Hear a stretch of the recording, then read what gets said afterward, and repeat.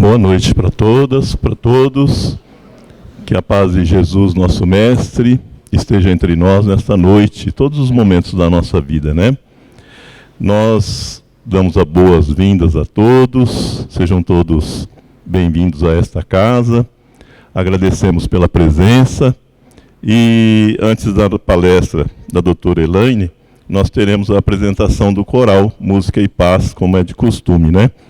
E hoje o coral vai nos trazer 3 canções: Hino a Kardec, Eu e o Sabiá e Prece de Amor. Então o coral faz para nós aquela prece inicial, né, que prepara o ambiente. Nós passamos então ao pessoal do coral, agradecendo já por esse trabalho que eles fazem aqui para nós. Obrigado.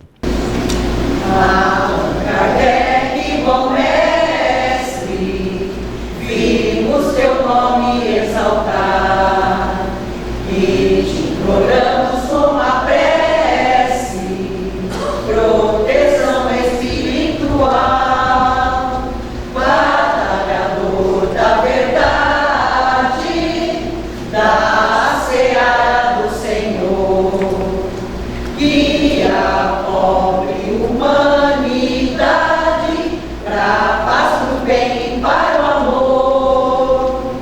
Glória, glória, Allan Kardec, divino exemplo de luz. Glória, glória, Allan Kardec, que nossas almas conduz.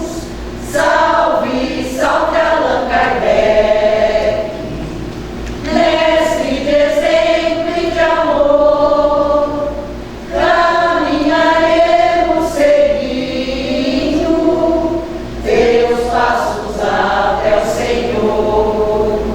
Kardec, mestre aldaneiro, exemplo da caridade, és o fiel timoneiro da nossa felicidade. Caminharemos contentes,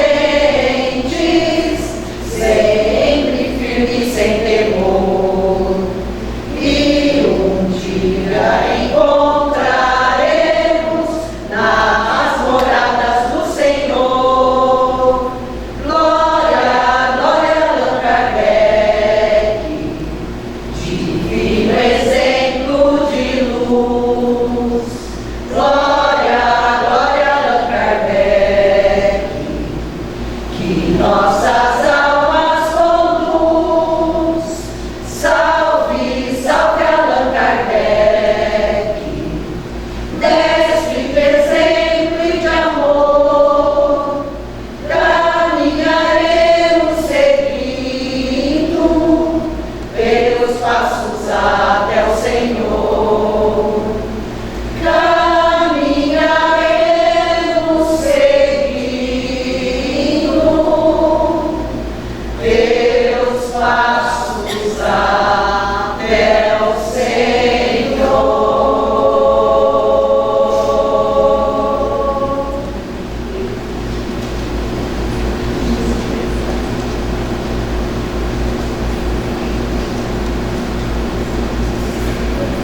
Ai, quem me dera sabiá, também ter asas pra voar e ver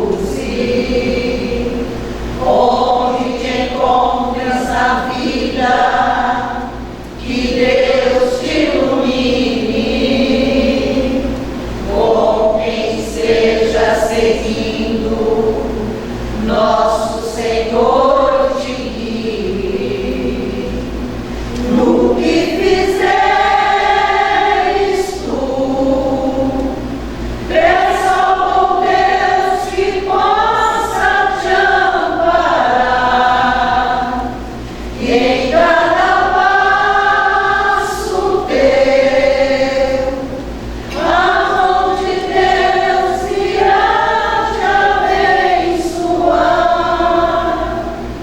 Como estiveres agora, nosso bom Deus te guarde. Como estiveres pensando, nosso bom Deus te use. Onde te encontres na vida, que Deus te ilumine. Com quem esteja seguindo, nosso Senhor te guie. No que fizeres tu, peça ao bom Deus que o possa te amparar. E em cada passo teu, a mão de Deus irá te abençoar. Onde estiveres agora.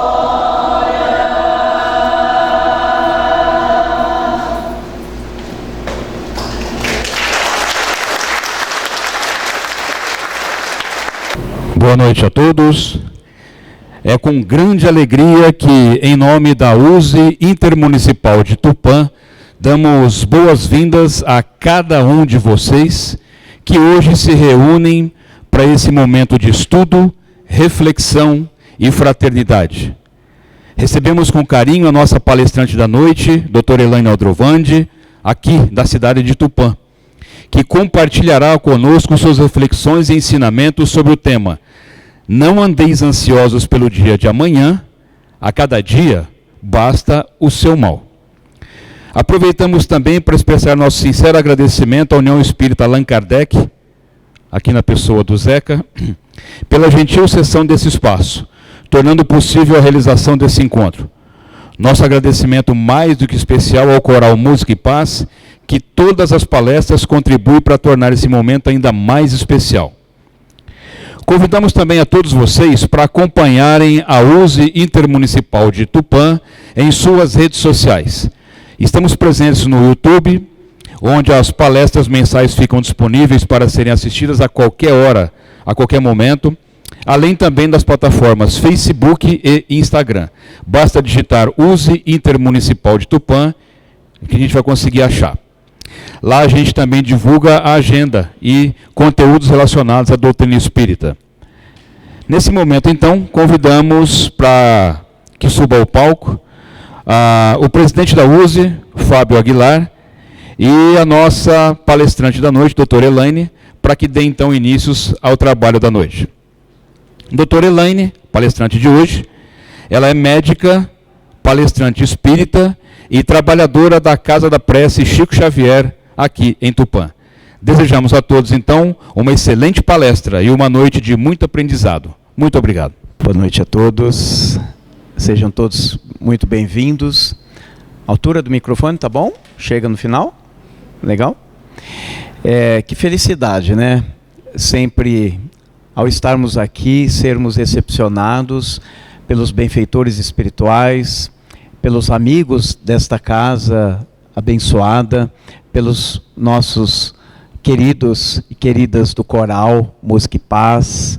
Muito obrigado, Dete, a todas vocês. É sempre um banho de luz a cada um de nós. Realmente é um banho de luz quando nós ouvimos e sentimos as vibrações passadas por vocês. Muito obrigado. Nós vamos pedir então, neste momento, aproveitando este ensejo da vibração do Coral Música e Paz, e pedir mais uma vez a proteção divina para a continuidade das atividades. Obrigado, Senhor Deus, Senhor Jesus, queridos amigos espirituais, agradecimentos a Kardec, nosso querido codificador, sempre presente nesta casa e no movimento espírita, e que possamos neste momento, Senhor, darmos-nos as mãos espirituais para, mais uma vez, orarmos a oração que o Senhor Jesus nos ensinastes a orar. Pai nosso que estais nos céus, santificado seja o vosso nome, venha a nós o vosso reino, seja feita a tua vontade, assim na terra como nos céus. O pão nosso de cada dia dai-nos hoje, ó Senhor. Perdoe as nossas dívidas, assim como perdoamos os nossos devedores. E não nos deixeis cair em tentação, mas livrai-nos de todo mal, que assim seja. Gente, uma boa noite a todos. Sejam bem-vindos, já vou agradecendo pela presença de todos. O tema que a gente escolheu para trazer para vocês é um estudo dessa passagem do Evangelho de Mateus, capítulo 6, versículo 25 a 34, que vai tratar de um tema extremamente atual, que é o tema da ansiedade, né? Só para a gente definir o que é ansiedade? Então, ansiedade é um sentimento vago, desagradável, de medo, apreensão, caracterizado por tensão, desconforto, derivado da antecipação de perigo de algo desconhecido ou estranho. Só da gente ver a definição de ansiedade, a gente entende que a ansiedade ela é uma emoção secundária derivada do medo, que é a emoção primária que a gente tem. O medo, a ansiedade, jamais podem ser totalmente extirpados de nós. Porque se nós não tivermos medo, nós nos colocamos em risco, em perigo. E podemos, de uma certa forma, vir até a falecer antes daquilo que estaria previsto para nós. Então, o medo é uma emoção básica, é algo que Deus colocou em nós para que a gente possa, quando diante de situações potencialmente perigosas, que a gente se proteja, que a gente se defende, que a gente empreenda a fuga, se a gente não conseguir enfrentar, e se for algo passível de ser enfrentado, que a gente se prepare para o enfrentamento. Então, quando a gente fala, por exemplo, de coragem, não é ausência de medo, a coragem é o enfrentamento do medo, mas com preparo, né? Então, nós sempre teremos, antes de eu colocar, só um minutinho, estou me apanhando aqui. Nós sempre teremos a emoção medo sempre que houver um perigo em potencial, seja real ou imaginário, né? Então, por exemplo, eu vou fazer uma viagem. Se eu não tiver medo nenhum, eu não vou fazer um checklist no meu carro, eu não vou fazer um roteiro para a viagem, eu não vou preparar-me para eventuais problemas no caminho e como eu poderia estar me defendendo desses problemas, como eu poderia estar solucionando. Eu não vou procurar ter um seguro, por exemplo, um telefone de alguém para eu ligar em caso de emergência. Então, é o medo que faz com que a gente sobreviva e que a gente se prepare. O grande problema é que quando isso passa do limite. Então, a ansiedade é um sentimento normal e até mesmo necessário para nos proteger do perigo. Mas, quando se torna excessiva, aí sim pode interferir na nossa vida social, familiar, pessoal, profissional, e causando prejuízo e sofrimento. Então, eu deixei destacado prejuízo e sofrimento porque esse é o critério para a gente dizer se uma pessoa tem uma ansiedade normal ou se é um transtorno de ansiedade que necessita tratamento, seja médico, seja psicológico, espiritual. Então, sempre que houver prejuízo na vida pessoal, familiar, profissional, social do indivíduo, ou ele sente que aquela ansiedade está trazendo para ele um grande sofrimento, nós classificamos isso como um transtorno de ansiedade. Já não é mais normal, já é patológico e já precisa de auxílio. Essa temática, gente, é tão importante para a gente fazer reflexão sobre ela, porque em 2019, olha, já fazem 7 anos, né? A Organização Mundial de Saúde classificou o Brasil com o maior número de pessoas ansiosas do mundo. Cerca de aproximadamente 10% da população brasileira é portadora do transtorno de ansiedade. A média mundial gira em torno de 6%, de 3% a 6%. Então, nós somos campeões de ansiedade, segundo essa fonte do UOL Notícias, que foi publicado em janeiro de 2025. Mais preocupante ainda é o fato de que a ansiedade entre jovens de 16 a 29 anos tem aumentado 136% entre os anos de 2013 a 2023, segundo dados do Ministério da Saúde, relatados inclusive na mesma fonte. Então, além de nós sermos o país mais ansioso do mundo, nós estamos vendo que os nossos jovens, já a partir da adolescência, são também potencialmente adultos enfermos no campo da ansiedade. E aí, nós vamos tentar entender, do ponto de vista das causas de ansiedade, o que nós podemos ter como causa disso. Então, existem causas genéticas. Então, há estudos na área médica de que a pessoa que tem um transtorno de ansiedade, ela tem uma tendência genética, muitas vezes familiar, de ser ansioso. Então, tem uma mãe ansiosa, um pai, um tio, um irmão, alguém que teve transtorno de pânico. Então, na família tem um histórico de ansiedade. Então, geneticamente, essas pessoas já têm uma tendência a desenvolver o transtorno, e se houver uma situação de vida que provoque, que seja um gatilho, um fator precipitante, esse transtorno pode aparecer. Existe o que se chama também causas epigenéticas, que é aquelas que são transmitidas de uma geração para outra. Então, por exemplo, eu nessa encarnação estou vivendo uma situação de guerra, nós estamos passando por uma guerra. Então, todo aquele sofrimento gerado pela guerra, que vai gerar uma ansiedade em mim, e atitudes de defesa, de proteção de vida, para eu enfrentar essa guerra, mesmo eu não tendo uma tendência genética que eu trouxe comigo, a minha família não tem ninguém que teve ansiedade, não há na nossa genética familiar ansiedade, mas eu sou capaz de transformar, de mudar a minha carga genética, mexer na minha carga genética, interferir na minha carga genética e colocar ali o gene da ansiedade. Então, eu posso trazer isso comigo de outras vidas, mas eu posso também inserir esse gene que eu vou transferir para as próximas gerações minhas, o gene da ansiedade, que vai predispor os meus entes queridos a também serem pessoas ansiosas. E aí a gente vai vendo a importância da gente cuidar disso, até para a gente não passar para novas gerações. E para a gente melhorar a qualidade do nosso mundo, para que a gente não passe isso para as novas gerações.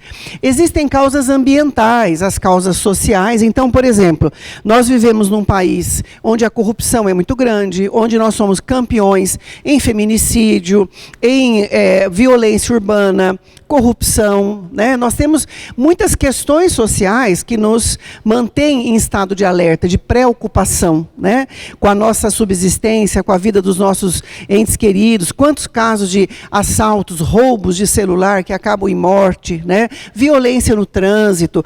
Então, nós temos uma série de causas sociais, a miséria, o desemprego, a polarização política com essa guerra que a gente vê entre um lado e outro, Trazendo toda uma tensão para a nossa sociedade. Então, isso são as causas sociais, que podem, inclusive, ser também familiares. Então, se eu tenho uma família, um pai, uma mãe que é muito ansioso, que vê o mundo por um prisma de ansiedade, então tudo é perigoso, tudo tem medo, tudo fica em alerta, a criança que vive com esse adulto, esse pai ou essa mãe, essa tia, avó, que olha o mundo sob a lente do medo e da ansiedade, ele copia esse comportamento. Bom, se meu pai e minha mãe, os meus cuidadores, os adultos à minha volta estão com medo, é porque a coisa deve ser feia. Então, é melhor que eu fique com medo também. Então, a gente pode aprender a ser medroso e ansioso dentro de uma família onde haja pessoas ansiosas, mas onde também o ambiente não é seguro para uma criança. Então, um ambiente onde existe droga, álcool, violência doméstica, agressões, humilhações frequentes, abusos físicos, sexuais. Então, tudo isso gera um ambiente adverso. E a criança que cresce nesse ambiente vai desenvolver fatalmente transtorno de ansiedade, seja na infância, na adolescência ou na idade de adulto jovem. Então, são causas genéticas, epigenéticas, ambientais. Nós temos causas psicológicas. Então, pessoas que costumam guardar mágoas e ressentimentos, raiva reprimida, pessoas que se culpam muito, que se condenam, que exigem muito de si mesmas, pessoas perfeccionistas, muito rígidas na sua forma de pensar, que não tem nenhuma flexibilidade cognitiva para poder aceitar falhas de si ou dos outros, são pessoas que têm uma personalidade que já leva a uma tendência à ansiedade. Dentro de uma visão espírita, como nós estamos aqui falando, para um público espírita, também situações traumáticas vividas em outras vidas, conhecidas por transtorno do estresse pós-traumático, pode marcar o psiquismo do espírito, e a hora que ele reencarna, ele já reencarna com essa tendência a desenvolver ansiedade diante de situações potencialmente perigosas, que relembre o que ele viveu em vidas passadas. E às vezes isso a gente vê até em crianças com pesadelos, né, terrores noturnos, ou que a criança até consegue lembrar de vidas passadas e falar de situações traumáticas que ela viveu. Nem a reencarnação muitas vezes consegue apagar absolutamente o trauma que foi gerado para aquela pessoa. Também sintomas de pessoas que têm culpa inconsciente. Então, eu trago já de outras vidas uma sensação de que eu sou culpada por ter feito mal a alguém. Eu reencarno, mas fico com essa sensação de que eu sou culpada e que alguma coisa ruim vai acontecer comigo, porque eu não mereço ser feliz, eu não mereço nada de bom, porque eu não sou boa o suficiente. Então, a pessoa não sabe nem de onde vem, mas ela tem uma sensação de culpa. Isso pode ser de erros graves cometidos pelo espírito em vidas passadas, e pode estar ali presente um espírito obsessor, um perseguidor espiritual, que esteja ajudando ele a lembrar, né, dos erros que ele cometeu, e julgando e culpando, e inconscientemente ele capta aqueles pensamentos, aquela presença. Isso gera ansiedade, isso gera medo, né, porque o meu algoz está ali para se vingar de mim. E às vezes essa culpa é só o espírito mesmo, pode nem ter espírito obsessor ali, mas a consciência culpada gera ansiedade. Então, eu quis trazer isso daqui para vocês perceberem que o caso é multifatorial. Então não tem uma causa única. Por isso que o tratamento também não pode ser por uma única vertente. A gente pode ajudar na parte espiritual com as religiões, com os tratamentos impostos nas casas religiosas. Na casa espírita nós temos o passe, nós temos a água fluídica, nós temos as reuniões de desobsessão, que pode afastar aquele espírito obsessor, conduzi-lo a Deus. Então nós temos o tratamento espiritual, nós temos o tratamento com psicólogos que vão trabalhar essas emoções em desarmonia, e nós temos a possibilidade de fazer tratamentos médicos para aquelas causas que são orgânicas e que não tem por enquanto um tratamento que seja curativo, mas você vai ter medicamentos que vai aliviar o sofrimento das pessoas. Bom, aqui eu quis trazer uma curiosidade que particularmente eu não sabia e vinha descobrir não há muito tempo, que essa frase que a gente fala muito, não cai uma folha de uma árvore, se Deus não permitir, né, se não for da vontade de Deus, ela não é uma frase da nossa Bíblia, mas é sim do Alcorão, né, da Surata 6.59. Então, nós usamos muito essa frase, olha, não cai uma folha de uma árvore sem que esteja nisso a vontade do Pai. Atribuímos muitas vezes essa fala a Jesus e aos evangelistas, mas ela não é da nossa Bíblia, ela é do Alcorão. Mas nós temos uma passagem que vai falar mais ou menos parecido com isso na nossa Bíblia. O importante é que ela reflete a crença na onisciência, ou seja, Deus tudo sabe. Essa é a ideia que quer ser passada. E Ele é soberano. Quer dizer, nada acontece sem que Ele permita. Não é que Ele queira, que Ele permita, tá?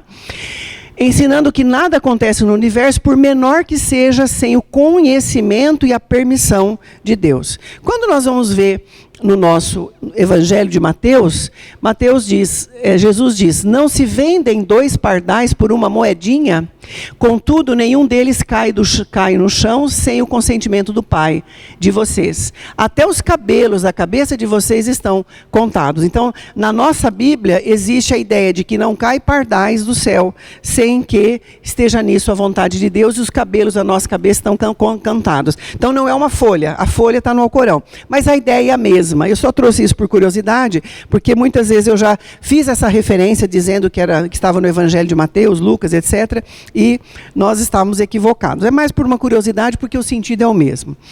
Vamos pegar então a passagem do Evangelho de Mateus que nós vamos estudar. Não andeis ansiosos pela vossa vida, né? Está lá no Mateus 6, 25, 34. Primeira coisa que a gente tem que pensar, gente, se Jesus abordou esse tema há 2000 anos, é porque ele não é novo. né? As pessoas do seu tempo também eram pessoas ansiosas, também viviam num padrão de vida ansioso. E aí, identificando essa necessidade, então, Jesus vai abordar esse tema, que é um tema daquele tempo e um tema cada vez mais atual. O que eu gostaria que vocês prestassem atenção é o andar ansioso. Então, veja, não é uma ansiedade pontual, como a gente comentou no início da nossa palestra. Eu tenho uma situação que está me gerando preocupação, porque eu preciso resolver determinado problema e eu estou ansiosa, aqui nesse momento, preocupada, pensando como que eu posso solucionar esse problema ou aquele problema.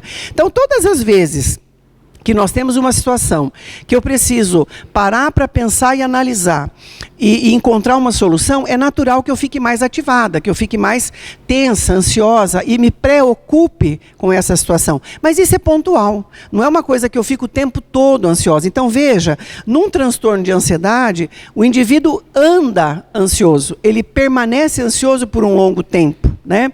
Então essa ansiedade, ela passa a atrapalhar a vida da pessoa, a fazer a pessoa sofrer ou ter prejuízos, como a gente falou, seja profissional, seja social, familiar, afetivo. Em algum momento, esse nível de ansiedade está atrapalhando, está paralisando ela. Aí é um transtorno, como a gente comentou. Então, Jesus estava abordando exatamente isso, o andar ansioso. Não uma ansiedade pontual, que vai solucionar muitas vezes problemas, mas estar permanentemente tenso. É como se ele estivesse falando sobre as preocupações exageradas com a sobrevivência, pensamentos antecipatórios, e se acontecer isso, e se acontecer aquilo, e enfrentamento de problemas virtuais. Porque essa é a grande diferença da ansiedade e do medo. O medo é uma emoção que surge quando existe um perigo real. Então, de repente, eu viro uma esquina e dou de cara com um ladrão. É um perigo real, é natural que eu sinta medo e que eu vá reagir movida pelo medo. Ou eu vou fugir dele, ou eu vou enfrentá-lo, eu vou gritar, eu vou tentar me proteger, né, daquela situação perigosa. Mas a ansiedade, o perigo não é real, ele é virtual. Eu estou pensando na possibilidade de acontecer, de eu sair e virar uma esquina e dar de cara com um ladrão. Então eu estou sofrendo por antecipação.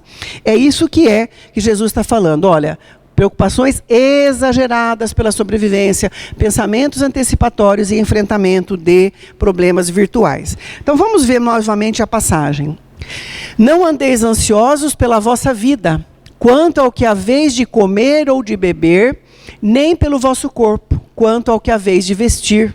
Não é a vida mais que o alimento, e o corpo mais do que as vestes? Então, mais uma vez eu deixei ressaltado quais eram as preocupações das pessoas daquele tempo de Jesus, que ainda são as nossas. As preocupações com a sobrevivência, né? O que eu vou comer, o que eu vou beber, o que eu vou vestir. Então, Jesus está alertando, olha, não se preocupem tanto, não fiquem ansiosos, não andem ansiosos a maior parte do tempo, preocupados com questões materiais, com questões que são do mundo material, que são transitórias, que não são permanentes, né? Jesus estava tentando alertar para que o foco de cada um de nós e dos homens daquele tempo e agora sejam as coisas espirituais, as conquistas espirituais e não as conquistas materiais. Então esse é o primeiro ensinamento que essa passagem evangélica vai trazer para nós. São 4. Esse é o primeiro ensinamento. A vida é mais do que o alimento e o corpo mais do que as vestes. Ou seja, mantenha o seu foco, o foco da sua atenção em conquistas espirituais. Por quê? Quem perde o foco, perde o rumo. Quem perde o rumo troca propósito por sobrevivência. Então é como se Jesus quisesse nos dizer, olha, o grande objetivo da vida é a sua evolução espiritual. O grande objetivo da vida é você caminhar para Deus, é você adquirir virtudes, né? É você desenvolver competências espirituais que vão ser suas para todo sempre. É aprender a amar a si mesmo, amar o próximo, amar a Deus. Então, colocar Deus e o próximo e a si mesmo sobre todas as outras questões. Então, vínculos, cuidar um do outro, isso é o mais importante. Então, não perca tempo tanto com preocupações de sobrevivência, ou de status, ou de luxo, ou de bem-estar material. O rumo, o propósito que você tem que perseguir é esse, de transformação espiritual. O resto vem como secundário. É importante? É, mas não pode estar em primeiro lugar. Não pode ser o foco da sua atenção, da sua preocupação, tá? E aí ele traz uma outra frase dentro desse contexto: olhai para as aves do céu, que não semeiam, nem colhem, né, não ceifam, não ajuntam em celeiros, e o vosso Pai Celestial as alimenta. Não valeis vós mais do que elas? Então, olha que coisa interessante. Ele faz uma comparação. Olha as aves. As aves, elas não plantam, elas não colhem, elas não acumulam em celeiros, mas nem por isso elas passam fome. Elas sobrevivem porque Deus provê o necessário para a sobrevivência delas. Então, o necessário não vai faltar. Pode faltar o luxo, né? Aquilo que não é necessário, mas o necessário você vai ter para a sua sobrevivência. Então, creia que Deus vai cuidar de você, assim como Ele cuida das aves dos céus, né? Imagina se Ele cuida assim de uma ave, como não vai cuidar de você, né? Que é a menina dos olhos dele. Então, aqui nós vamos lembrar mais uma sequência dessa frase. E por que andais ansiosos quanto ao vestuário? Considerai como crescem os lírios dos campos. Eles não trabalham, eles não fiam. E eu, contudo, vos afirmo que nem Salomão, o rei, em toda a sua glória, se vestiu como qualquer um deles. Então, nessa comparação das aves do céu e os lírios do campo, que têm o necessário para a sua sobrevivência, Jesus está trazendo um segundo ensinamento para nós. Falando da previdência e da providência divinas, que é o tema central dessa mensagem. Trazer para a gente a ideia de que nós temos um Deus que prevê as nossas necessidades. Ele sabe do que você precisa. Antes que você possa pedir, Ele sabe, tá? E também, Ele providencia o que você necessita. Ele trará para perto de você aquilo de que você necessita.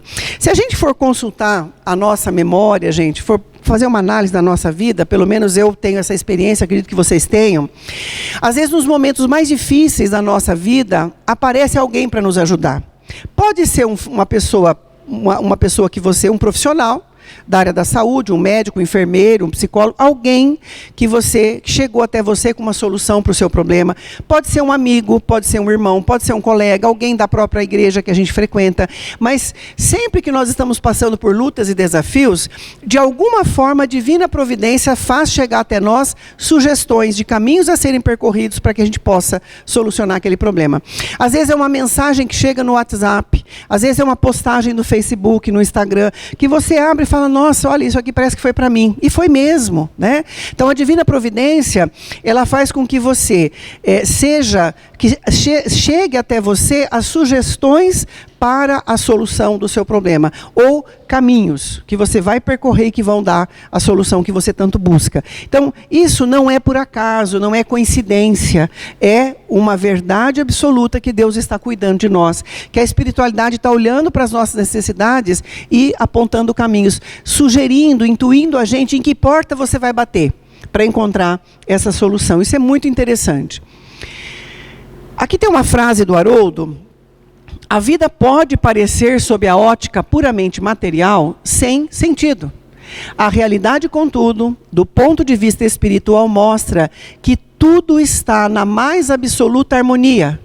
Tudo na previdência e na providência do Criador. Tem uma outra frase que eu trouxe, que é do Chico com Emmanuel. Cada espírito é colocado pela providência divina na posição mais útil a si próprio. Olha que coisa interessante. Não quer dizer que você esteja vivendo as experiências que você merece viver. Eu mereço passar por isso, eu não mereço passar por isso. Esquece, tira a palavra merecimento. Coloca no lugar a palavra utilidade. Essa situação que eu estou passando, ela é necessária.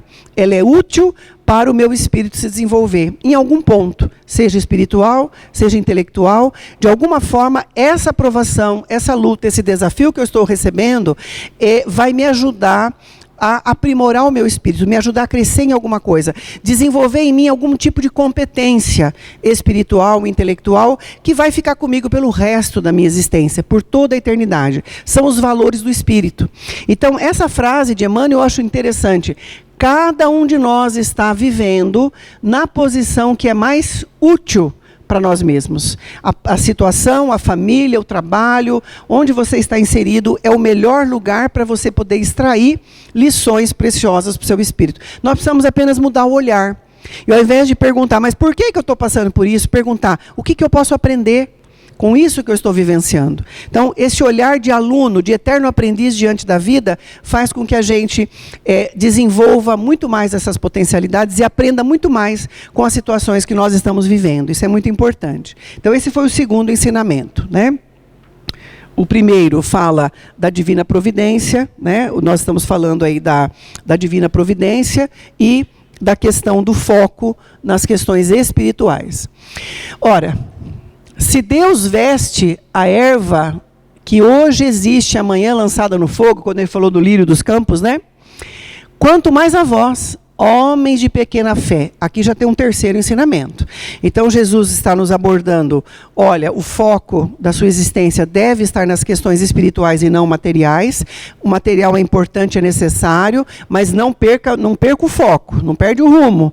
Foca no seu propósito da sua existência, que é o desenvolvimento do seu espírito. Essa é a primeira coisa. Segunda coisa, Deus é previdente e tem a providência divina. Ele provê e prevê o que você precisa. Calma, tenha calma, paciência, que vai chegar o que você precisa, a resposta que você precisa.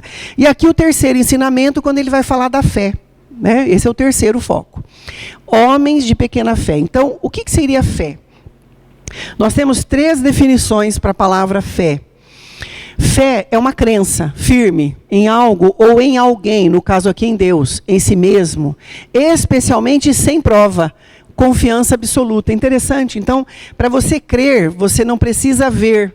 Você crê, mesmo que não haja nenhuma prova, é apenas uma entrega, uma confiança plena em um ser superior que está cuidando de você. Mas fé também é adesão a uma religião ou uma doutrina. Então veja, não é apenas uma crença, não é só eu confiar e acreditar em Deus, mas é eu aderir aos ensinamentos que Deus quer que eu aprenda. Ou seja, para nós cristãos, os ensinamentos do Cristo. Então quando você vive a sua vida de acordo com as leis divinas, as leis de amor, justiça e caridade pregada por Jesus, você pode dormir tranquilo, que nada vai te faltar. Então, isso é importante a gente ter como ensino. Então, aderir a uma religião não é só seguir, mas é viver essa religião, viver os ensinamentos, as doutrinas da sua religião. No contexto jurídico, fé seria atestado ou certificação de veracidade. Em filosofia, aceitação de verdades que transcendem a razão. Na psicologia, uma atitude mental positiva e confiante. E veja que a fé não faz com que você apenas pense positivo. Não é só pensar positivo. Você age tendo a certeza de que você vai encontrar a solução para aquela dificuldade, aquele problema. Sem desespero, sem revolta, né? Essa é a ideia da paciência. Não é você ficar parado esperando que caia do céu uma solução. É você fazer uma busca ativa para a solução. Mas sem desespero, sem revolta, com a confiança de que vai conseguir atingir o seu objetivo. Então você confia em você, no seu potencial de enfrentamento. Você confia em Deus, na divina providência que vai trazer para perto de você as soluções ou os caminhos que você deve percorrer para chegar à solução e vai trazer pessoas. Então você acredita também no próximo, nas pessoas que estão à sua volta que podem também te assessorar. Então, mais ou menos isso. Então, vamos pensar sempre na palavra fé como crença em Deus, como fidelidade a Deus na sua doutrina espiritual e como confiança plena, que é fé, é crença, confiança e fidelidade. Essas são as 3 definições da palavra fé. Vosso Pai Celeste sabe do que necessitais. Buscai antes o seu reino e sua justiça e todas as coisas vos serão acrescentadas. Então veja bem, mais uma vez aí Jesus lembrando que Deus sabe das nossas necessidades. E é muito importante, gente, quando a gente presta atenção nesse verbo, o que você necessita é diferente muitas vezes do que você quer. Às vezes a gente fica meio em conflito com Deus por causa disso. Porque às vezes o que eu quero não é o que eu necessito. Lembra daquela frase do Chico através do Emmanuel? Cada homem está vivendo a situação que está colocado no lugar e na situação que é mais útil para o seu espírito. Então, às vezes, você quer uma vida de facilidades, mas não é o que o seu espírito necessita, porque ele já teve facilidades em outras encarnações e isso o levou para o desequilíbrio, para a queda moral e espiritual. Então, a divina providência, conhecendo a cada um de nós, no nosso passado, nas várias encarnações que tivemos, planeja para nós uma encarnação que seja a encarnação necessária para qualquer um de nós. Às vezes você tem lá um ente querido que está enfermo, que você está cuidando, você ora pela cura e ele não se cura, e você passa anos tendo que se dedicar a ele, desenvolvendo paciência, desenvolvendo coragem, fé, né? Capacidade de resiliência, amor ao próximo, generosidade. Tem um monte de coisa que você está desenvolvendo ali com aquele ente querido enfermo que você cansou de pedir para que ele se cure e ele não se cura. Né? Porque é necessário que você passe por essa experiência de desenvolver um amor altruísta pelo próximo. Você precisa desenvolver isso. E ele que está na condição de necessitado pode ser um espírito que foi tão orgulhoso que jamais ia aceitar a ajuda de ninguém. Então, de repente, estar na condição de necessitado é um tapa na cara do orgulho, da vaidade, né? A gente tem que desenvolver humildade, de aceitar ajuda, de entender que nós não somos seres supremos, que nós não somos bons o suficiente, que nós não somos capazes de fazer tudo sozinhos, que muitas vezes nós vamos precisar do amparo de alguém, da mão de alguém. Então, estar na condição de necessitado desenvolve a humildade. Estar na condição de cuidador desenvolve a generosidade. Então, cada um está vivendo a experiência que precisa, que necessita. Então, cada dificuldade, cada desafio está aportando para nós uma lição. E a lição que o nosso espírito está necessitando. Não é o que ele merece, não é o que ele deseja. Porque às vezes eu posso merecer mais do que isso. Eu posso fazer tanto bem, como a gente pensa assim, nossa, mas eu faço tanto bem, eu ajudo tantas pessoas, eu faço tanta caridade, e eu peço a Deus para me ajudar nisso, e ele fala não. Parece injusto, parece que Deus não está tendo um olhar de gratidão por todo o meu esforço, né? Como se a gente esperasse algo em troca. E é justo que a gente pense assim, nós ainda estamos num grau de evolução que a nossa relação com Deus é uma relação um tanto infantil, de uma criança perante um pai. Né? Nós ainda temos essa ideia de que se eu for um filho bonzinho, meu papai vai fazer tudo para mim. Tudo que eu pedir ele vai me dar, ele nunca vai me falar não.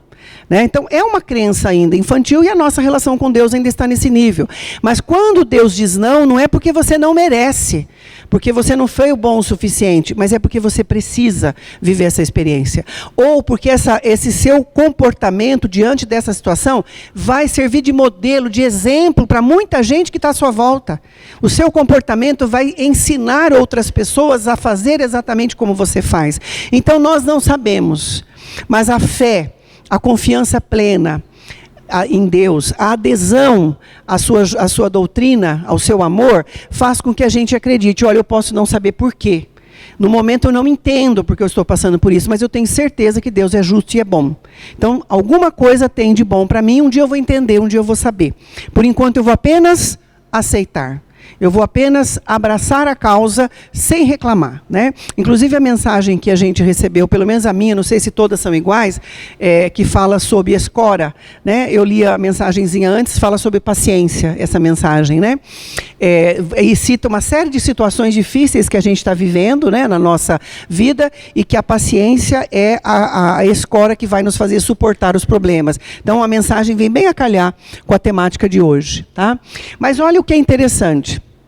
Ele pede para que a gente busque, ao invés de preocupar-nos com o que eu vou vestir, o que eu vou comer, onde eu vou morar, preocupe-se em buscar o reino de Deus e a sua justiça, e todo o resto lhe será acrescentado. Então, desde que você viva dentro das leis divinas, sendo justo e bom, né? Você fazendo bem, o necessário não vai faltar. A divina providência vai trazer para você o necessário. E aí nós vamos ver o quarto ensinamento: buscai antes o reino, o seu reino e sua justiça, e todas as coisas vos serão acrescentadas. Mais uma vez, é Jesus nos ajudando a colocar o foco da nossa existência nas questões espirituais, não nas questões materiais. Você não está aqui para vencer no mundo, mas para vencer o mundo, para se superar como espírito, não para parecer uma pessoa de sucesso para os olhos do mundo, para você colocar lá no seu Instagram, no seu TikTok, como você é vitorioso, que é exatamente isso que as pessoas estão fazendo hoje. Hoje a gente abre as redes sociais, a gente vê uma doutrinação nas redes sociais, né, sobre você vencer na vida, materialmente falando. Então, carrões, pessoas, os influencers falando de jogos, onde você vai jogar e você vai ficar rico, onde você vai comprar essa rifa, você vai fazer isso. Então, as pessoas estão muito assim preocupadas com aparência, com bens, beleza física, cuidar do corpo, mas fisicamente falando, para ficar mais bonito, para ficar mais jovem. Nada contra quem cuida do corpo para estar bonito e jovem. Nada contra. O problema é o foco. Não perca o foco. O foco é a questão espiritual. Embeleze o seu corpo. Faz seu botox. Faz lá os seus aplicações para você ficar bonito ou bonita. Mas embeleza também a sua alma. Esse é a proposta. Não tem problema nenhum de você buscar um sucesso material, ter uma casa melhor, ter um carro melhor, você poder fazer uma viagem com a sua família. Problema nenhum de você buscar prazeres do mundo, desde que esses prazeres do mundo não custem para você as questões espirituais. Que você não meta os pés pelas mãos, como muita gente está fazendo.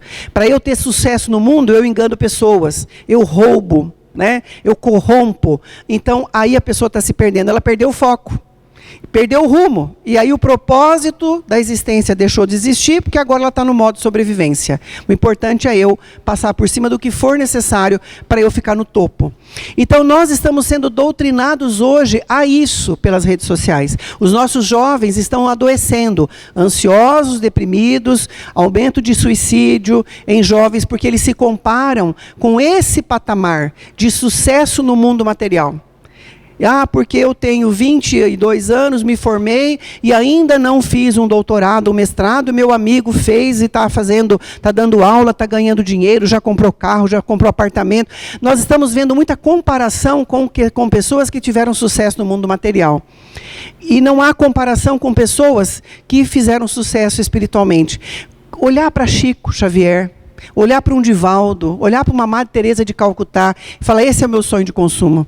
Eu gostaria de ter a capacidade de me doar tanto às pessoas como essas pessoas foram capazes de doar.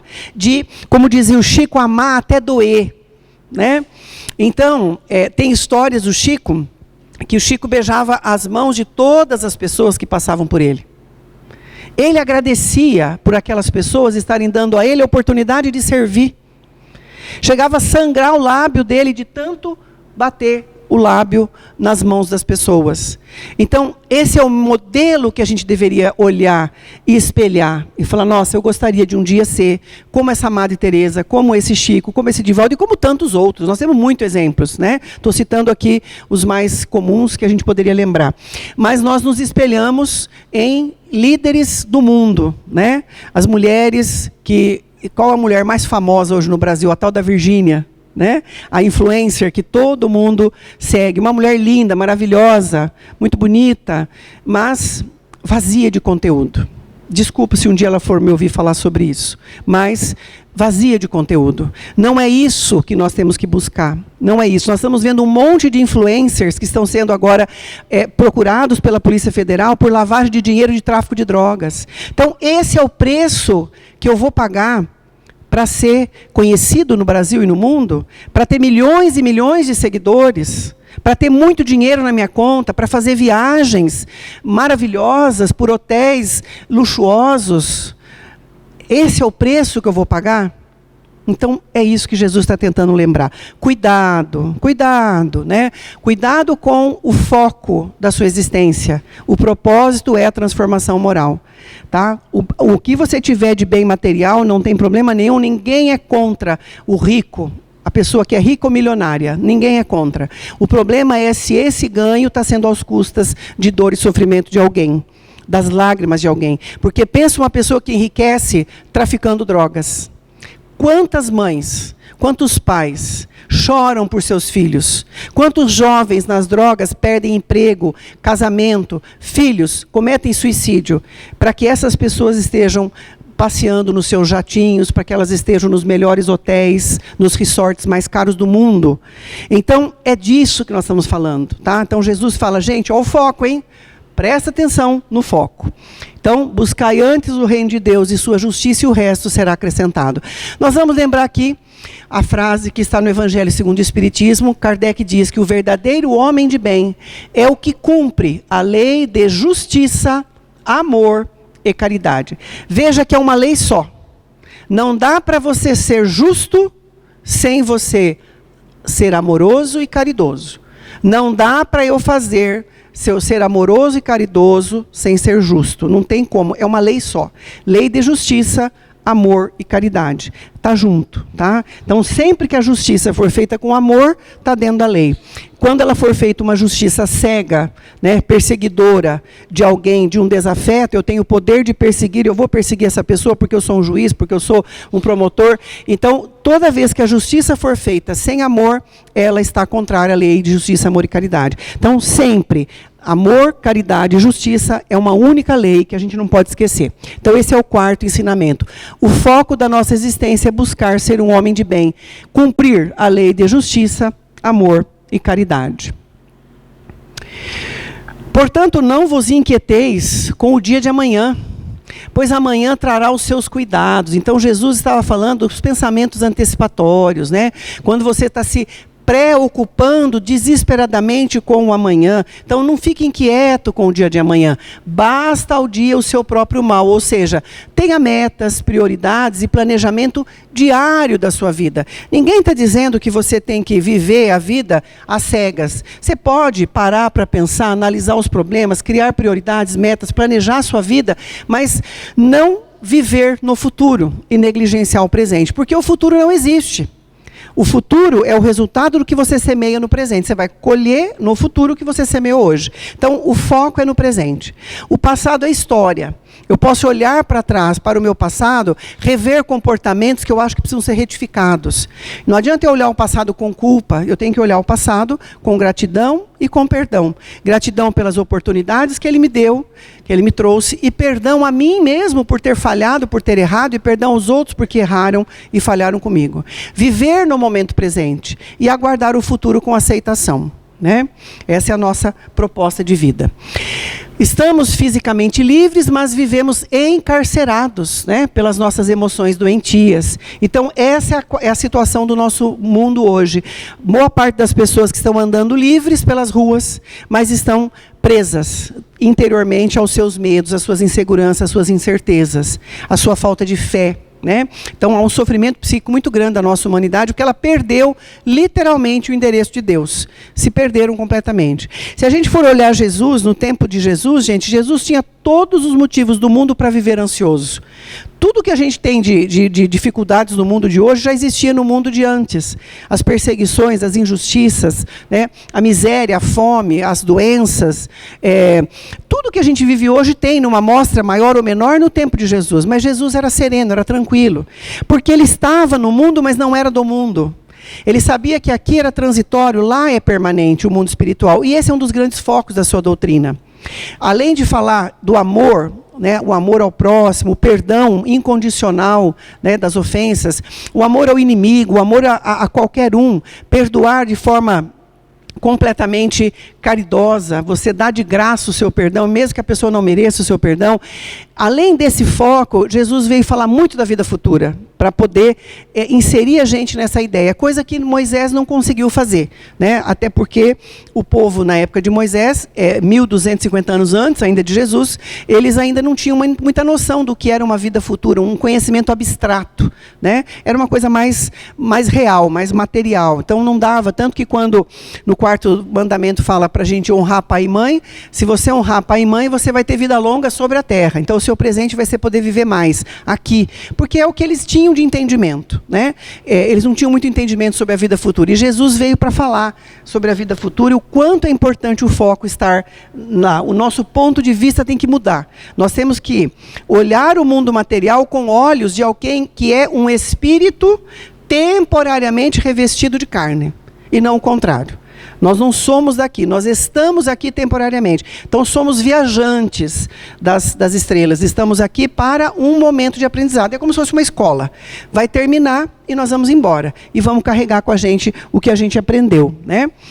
Então, nós gostaríamos com toda certeza de eliminar rápida e instantaneamente os nossos sofrimentos, mas nós não temos êxito, porque não há ferramentas para isso, porque a dor existe para lapidar a alma e deve ser enfrentada com dignidade. Então, essa é a função da dor. A dor no sentido de problemas, dificuldades e desafios. Elas existem para lapidar a nossa alma. Por isso que a gente, às vezes, não consegue eliminar rápida e instantaneamente essas dores, porque elas têm uma função pedagógica. E quando elas cumprirem essa função pedagógica para o nosso espírito, naturalmente, elas serão retiradas. Tá? Então, nós vamos fazer aqui um resumo das propostas de Jesus nessa parte, tá? Nessa mensagem, nessa passagem evangélica, Jesus nos ensina que o propósito da nossa existência é a nossa transformação moral através da implantação do reino de Deus. Amor, justiça e caridade dentro de nós, direcionando o foco da nossa existência para as conquistas imperecíveis da alma e não nas questões materiais que são transitórias e que são impermanentes. O segundo ensinamento, Jesus nos ensina que a fé sólida, representada pela crença em Deus, pela confiança plena, absoluta em Deus, mas acima de tudo por uma vida fiel a Deus, viver de acordo com seus ensinamentos e princípios, é um antídoto para a nossa ansiedade. Então, com toda certeza. Tem um livrinho que eu escrevi, está na editora, talvez até o final do ano ele saia, chama Ansiedade e Fé. Nós estamos abordando nesse livro o tema da ansiedade do ponto de vista médico e psicológico e também as ferramentas que a fé nos ofertam para o enfrentamento dessa patologia. E o tema central dessa mensagem é falar da providência e da previdência. Então, Deus tudo prevê e tudo provê, que coloca cada um de nós na posição mais útil para o nosso desenvolvimento pessoal, tanto no campo moral como no campo intelectual. Essa frase que eu citei ao longo da palestra é um mantra meu. Eu uso esse mantra para mim. Olhar o passado com gratidão e perdão. Esperar o futuro com aceitação, viver focado no momento presente. Então esse é um mantra que eu uso para a minha vida, para poder viver no presente e não ter um transtorno de ansiedade. Só ansiedade pontual, que é normal para todos nós. O objetivo do nosso encontro, eu acho que foi atingido. Quero agradecer a presença de todos, por vocês estarem aqui, para ouvir esses ensinamentos e, acima de tudo, que a gente leve para o nosso coração algumas coisas do que foram ditas aqui para amenizar a nossa ansiedade no nosso dia a dia. Muito obrigado a todos.